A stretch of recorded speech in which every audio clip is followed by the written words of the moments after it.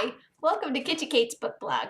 I'm Kitschy Kate, and today I'm going to review for you Everything Must Go by Jenny Fran Davis. It is her debut novel, and it's a young adult novel written in a unique format. It's told through a series of letters, emails, reports, and different correspondences between the main character, Flora Goldwasser, and her friends and family. I thought that was a really neat hook, and it caught my interest right off the bat. In fact, it caught my interest right from the book flap, which I'll give you a little sense of the style and feel of the book. This is Flora writing to you.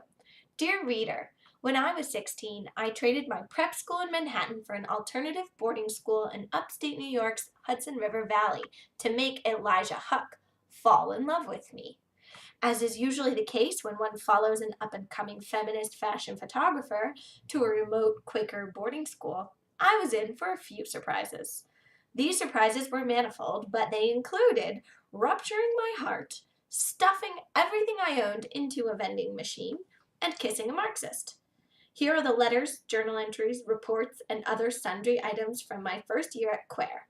They tell a kooky adventure story, but also present an archive of a girl very much in progress. So here's how it happened in all its urgency and all its absurdity. Hugs and kisses, Flora. She really has a sense of humor, and actually just from the little bit that I saw and read when I first picked it up off the shelf, I thought it was going to be more materialistic, shallow, sort of a surface read. So I was really excited when I found that Flora, delves really deeply into some of the issues that she's struggling with. And she's a really brilliant main character. She's wise beyond her years. I would never have believed that she was 16 by some of the themes that she explores in this book. Like I said, it's told through emails, letters, reports, that sort of thing. There is some prose that connects sections, and it's clear that that's Flora reflecting on the things that have happened as she looks back. And it does help to connect things. I didn't find the format to be detracting at all. In fact, that was one of the things that attracted me to this book. It was easy to jump right in and get used to. She's humorous in her writing, and it makes it, because there's such serious issues that she's looking at, it makes it more fun. Because she's funny, you can just keep picking up the book and don't feel like, oh, weighed down by it like you do sometimes.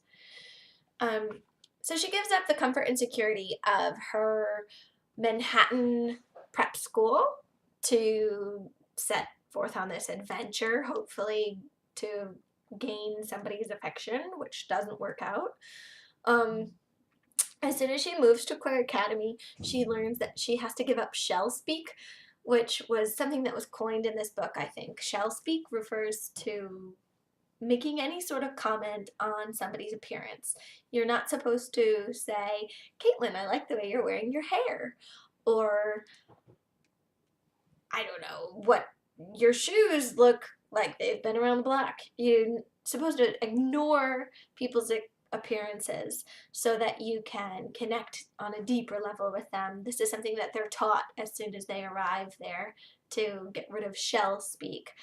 And though it's sort of something that she mocks a little bit when she's talking to her friends from back home, it is part of the experience of going to Quare Academy, and deep down she really is dealing with the issue of letting go of appearances and how the world sees her and who she's pleasing. The themes that I said she really delves into deeply, one of them is self-identity, and Flora has to decide who she is after moving from being one of the most popular, successful kids in her school in Manhattan to being looked at as the weird kid who dresses all in vintage clothing and is really concerned with how she looks.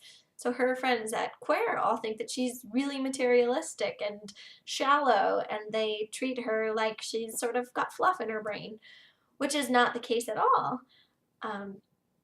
And it makes Flora think very deeply about who she is and who she portrays herself as, and the transactions that we have between each other, where I'll give something of myself to get something from you. So that's one of the things that she explores through an art project that happens at one point in the story. I don't want to give too much away about the art project because it's really spectacular and neat, the idea. So we'll let you discover that on your own. The characters I thought were really well-rounded. As quirky as can be, you didn't get to know all of the characters really well because the focus is on Flora's experience, and I thought that was okay. I didn't wish that it were something that it wasn't. I would say this book reminded me of Where'd You Go, Bernadette by Maria Semple, which is also one of my favorite books, which is super fun to read. Dealing with different issues, but a similar feel to it and style about it.